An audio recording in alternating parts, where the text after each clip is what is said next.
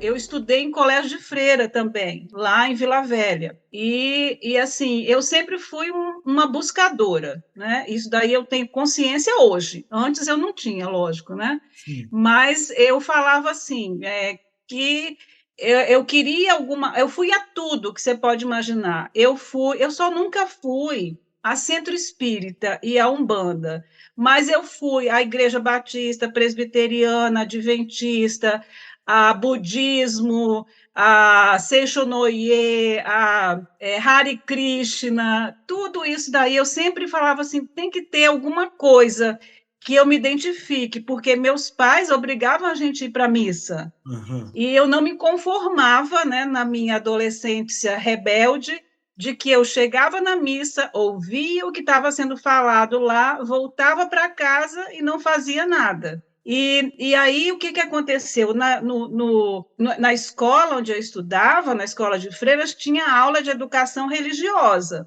E aí eu falava sempre, perguntava aos professores muitas coisas. E eu tive um professor que nunca mais eu tive notícias dele, professor Vicente, e professor Vicente falava que Cristo ia voltar e que Cristo ia voltar como um ladrão na noite e que nem todos iam perceber, né?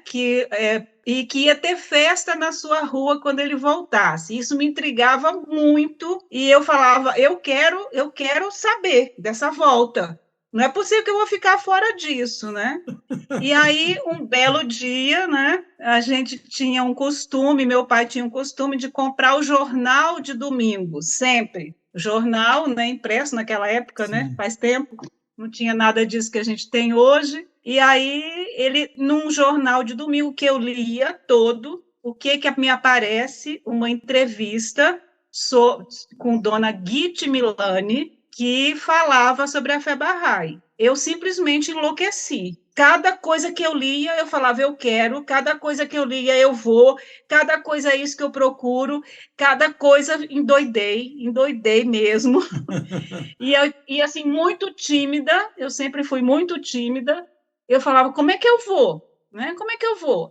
Tinha lá um endereço, mas era o endereço de uma casa naquela época, né? Não tinha sede Bahá'í, não tinha nada, anos 70, né? Em Vitória. E como é que eu vou? E eu não parava de falar nisso. E minha mãe começou a ficar preocupada e ela comentou, minha mãe, né? Muito, muito simples, ela era servente, ela era merendeira de uma escola do município, e ela comentou, eu estou muito preocupada com a Virgínia, porque ela agora inventou uma história que ela viu, que ela leu, e ela quer ir não sei mais o quê. E aí, quem estava lá, quem era uma das professoras, era a Zezé, lá de Vitória, que muitos conheceram, que faleceu tem pouco tempo agora. E Zezé falou, eu conheço os barrais, eu sei aonde eles se reúnem, eu levo ela.